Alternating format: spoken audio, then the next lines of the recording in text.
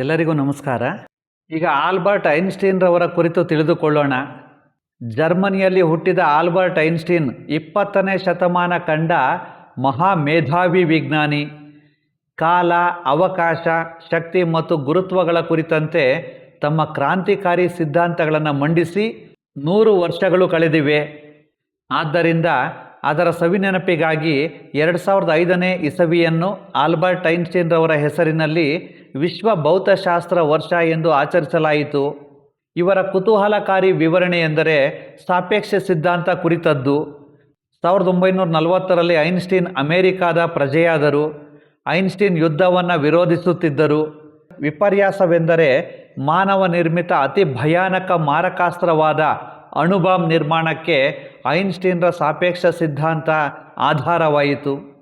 ತನ್ನ 14ನೇ ವಯಸ್ಸಿನಲ್ಲಿ ದಡ್ಡ, ಮೂರ್ಖ, ಮುಟ್ಟಾಳ ಎಂದು ಶಾಲೆಯಿಂದ ಶಿಕ್ಷಕರಿಂದ ಹೊರಹಾಕಲ್ಪಟ್ಟಿದ್ದ ಐನ್ಸ್ಟೀನ್ ತನ್ನ 28ನೇ ವಯಸ್ಸಿಗೆ ಕೇವಲ ಕಲ್ಪನೆ, ತರ್ಕಗಳಿಂದಲೇ ಜಗದ್ವಿಖ್ಯಾತ ವಿಜ್ಞಾನಿಯಾಗಿದ್ದು 20ನೇ ಶತಮಾನದ ಅಚ್ಚರಿ. ಕಿಂಡರ್ ಗಾರ್ಡನ್ ಎಂಬುದು ಜರ್ಮನ್ ಪದ. ಇದರ ಮೂಲ ಅರ್ಥ ಮಕ್ಕಳ ತೋಟ. ಇದರ ವೈಶಿಷ್ಟ್ಯ ಆಟಿಕೆಗಳಿಂದ ಕಲಿಕೆ ಸಾಧಿಸುವುದು. ಶಿಶುಗೀತೆಗಳು, ಹಾಡು ಮತ್ತು ಅಭಿನಯಗಳ ಮೂಲಕ ಭಾಷಾಜ್ಞಾನವನ್ನು ವಿಕಾಸಗೊಳಿಸುವುದು.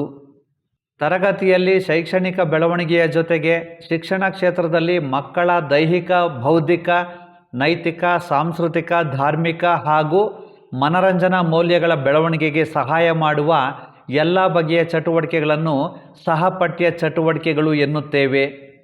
ಶಿಸ್ತು ಎಂಬುದು ಮಾನಸಿಕ ಧೋರಣೆಗೆ ಸಹಕಾರಿ. ವ್ಯಕ್ತಿಯ ಅಂತರಾಳದಿಂದ ಮೂಡುವಂತಹ ಶಿಸ್ತು ಸ್ವಯಂ ಶಿಸ್ತು. ಒಂದು ಶಾಲೆಯ ಅಸ್ತಿತ್ವಕ್ಕೆ ಶಿಸ್ತು ಅತ್ಯಗತ್ಯ. ಮಕ್ಕಳು ಶಾಲೆಯಲ್ಲಿ ಶಿಸ್ತನ್ನು ಕಲಿಯದಿದ್ದರೆ ಅವರಿಗೋಸ್ಕರ ಅವರ ವಿದ್ಯಾಭ್ಯಾಸಕ್ಕೆ ಖರ್ಚು ಮಾಡಿದ ಹಣ ರಾಷ್ಟ್ರೀಯ ನಷ್ಟ. ಈಗ ಸೋತು ಗೆದ್ದ ಸಾಧಕರ ಬಗ್ಗೆ ಯಶೋಗಾಥೆಗಳನ್ನು ತಿಳಿದುಕೊಳ್ಳೋಣ. ಮೊದಲಿಗೆ ಥಾಮಸ್ ಆಲ್ವಾ ಎಡಿಸನ್ ರವರ ಬಗ್ಗೆ ತಿಳಿದುಕೊಳ್ಳೋಣ. ವಿದ್ಯುತ್ ಬಲ್ಬ್ ಕಂಡುಹಿಡಿಯಲು 10,000 ಬಾರಿ ಪ್ರಯತ್ನ ಪಟ್ಟು ಸೋತಿದ್ದರು. ಆದರೆ ಪ್ರಯತ್ನ ಕೊನೆಗಾಣಿಸಲಿಲ್ಲ. ಕೊನೆಗೆ ಸತತ ಪ್ರಯತ್ನದಿಂದ ವಿದ್ಯುತ್ ಬಲ್ಬನ್ನು ಕಂಡುಹಿಡಿದರು. ಈಗ ಆಲ್ಬರ್ಟ್ ಐನ್ಸ್ಟೀನ್ ರವರ ಬಗ್ಗೆ ತಿಳಿದುಕೊಳ್ಳೋಣ. ಆಲ್ಬರ್ಟ್ ಐನ್ಸ್ಟೀನ್ರ ಶಾಲಾ ಶಿಕ್ಷಕಿ ಇವನೊಬ್ಬ ಹುಚ್ಚ ಮತ್ತು ಬುದ್ಧಿಹೀನ ಮಗು ಎಂದಿದ್ದರು ಮತ್ತು ಐನ್ಸ್ಟೀನ್ರಿಗೆ 4 ವರ್ಷದವರೆಗೆ ಮಾತನಾಡಲು, 7 ವರ್ಷದವರೆಗೆ ಓದಲು ಬರುತ್ತಿರಲಿಲ್ಲ. ಕೊನೆಗೆ ಮೇಧಾವಿ ವಿಜ್ಞಾನಿ ಎನಿಸಿಕೊಂಡರು. ಈಗ ಲಿಯೋನಲ್ ಮೆಸ್ಸಿ ಬಗ್ಗೆ ತಿಳಿದುಕೊಳ್ಳೋಣ. ಲಿಯೋನಲ್ ಮೆಸ್ಸಿ ತಮ್ಮ ಫುಟ್ಬಾಲ್ ಟ್ರೈನಿಂಗ್ ಹಣಕ್ಕಾಗಿ ಚಹಾ ಅಂಗಡಿಯಲ್ಲಿ ಸೇವಕನಾಗಿ ಕೆಲಸ ಮಾಡ್ತಿದ್ರು. ಈಗ ಬಿಲ್ಗೇಟ್ಸ್ ಬಗ್ಗೆ ತಿಳಿದುಕೊಳ್ಳೋಣ. ಬಿಲ್ಗೇಟ್ಸ್ ಕಾಲೇಜಿನಲ್ಲಿ ಫೇಲಾಗಿ ಹೊರಬಿದ್ದವರು. ಇವತ್ತು ಜಗತ್ತಿನ ನಂಬರ್ 1 ಶ್ರೀಮಂತರು. KFC ಸಂಸ್ಥಾಪಕ ಕೊಲೆನಲ್ ಸ್ಯಾಂಡರ್ಸ್ ಬಗ್ಗೆ ತಿಳಿದುಕೊಳ್ಳೋಣ.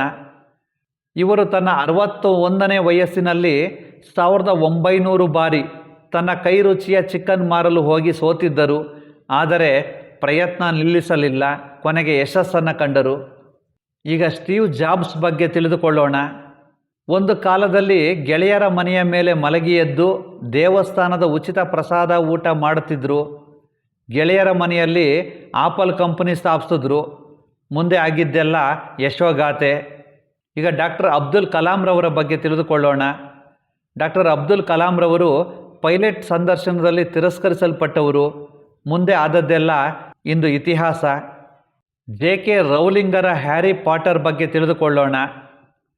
JK ರೌಲಿಂಗರ ಹ್ಯಾರಿ ಪಾಟರ್ ಕೃತಿ 12 ಪಬ್ಲಿಷರ್ಸ್ಗಳಿಂದ ತಿರಸ್ಕರಿಸಲ್ಪಟ್ಟಿತು. ಆದರೆ ಅವರ ಪ್ರಯತ್ನ ನಿಲ್ಲಲಿಲ್ಲ. ನರೇಂದ್ರ ಮೋದಿಯವರ ಬಗ್ಗೆ ತಿಳಿದುಕೊಳ್ಳೋಣ. ನರೇಂದ್ರ ಮೋದಿ ಚಿಕ್ಕವರಾಗಿದ್ದಾಗ ಚಹಾ ಮಾರ್ತಾಯಿದ್ರು. ಅವರ ಪ್ರಯತ್ನವು ಇಂದು ಭಾರತದ ಪ್ರಧಾನಮಂತ್ರಿಯಾಗುವ ಮಟ್ಟಕ್ಕೆ ತಂದು ನಿಲ್ಲಿಸಿದೆ. ಟೋನಿ ಬ್ಲೇರ್ ರವರ ಬಗ್ಗೆ ತಿಳಿದುಕೊಳ್ಳೋಣ. ಟೋನಿ ಬ್ಲೇರ್ರ ಶಿಕ್ಷಕರು ಅವರನ್ನು ಶಾಲೆಯಲ್ಲಿ ಫೇಲ್ಯೂರ್ ಎಂದಿದ್ದರು. ಮುಂದೆ ಟೋನಿ ಬ್ಲೇರ್ ಬ್ರಿಟನ್ನ ಪ್ರಧಾನಿಯಾದರು. ಅಮಿತಾಬ್ ಬಚ್ಚನ್ ರವರ ಬಗ್ಗೆ ತಿಳಿದುಕೊಳ್ಳೋಣ. ಅಮಿತಾಬ್ ಬಚ್ಚನ್ರಿಗೆ ಆಲ್ ಇಂಡಿಯಾ ರೇಡಿಯೋ ನಿನ್ನ ಧ್ವನಿ ಕರ್ಕಶವಾಗಿದೆ ಅಂತೇಳಿ ಉದ್ಯೋಗ ನಿರಾಕರಿಸಿತ್ತು. ಮೈಕೆಲ್ ಜೋರ್ಡನ್ ಬಗ್ಗೆ ತಿಳಿದುಕೊಳ್ಳೋಣ. ಮೈಕೆಲ್ ಜೋರ್ಡನ್ ಹೈಸ್ಕೂಲ್ ಬ್ಯಾಸ್ಕೆಟ್ಬಾಲ್ ತಂಡದಿಂದ ಹೊರಬಿದ್ದಿದ್ದರು. ಇಂದು ಜಗತ್ತಿನ ನಂಬರ್ 1 ಬ್ಯಾಸ್ಕೆಟ್ಬಾಲ್ ಆಟಗಾರರಾಗಿದ್ದಾರೆ. ಧೀರುಭಾಯಿ ಅಂಬಾನಿರವರ ಬಗ್ಗೆ ತಿಳಿದುಕೊಳ್ಳೋಣ.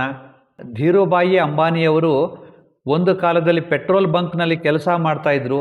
ಮುಂದೆ ಭಾರತದ ನಂಬರ್ 1 ಶ್ರೀಮಂತರಾದರು. ಗೆಳೆಯರೇ, ಈ ಜಗತ್ತಿನಲ್ಲಿ ಯಾರೂ ಕಷ್ಟ ನಷ್ಟಗಳಿರದೆ ಮುಂದೆ ಬಂದಿಲ್ಲ.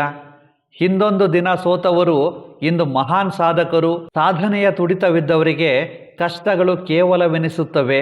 ಆದ್ದರಿಂದ ಜೀವನದಲ್ಲಿ ಯಾರನ್ನೂ ಅಂಡರ್ ಎಸ್ಟಿಮೇಟ್ ಮಾಡಬಾರ್ದು. ವೀಕ್ಷಿಸಿದ್ದಕ್ಕೆ ಧನ್ಯವಾದಗಳು.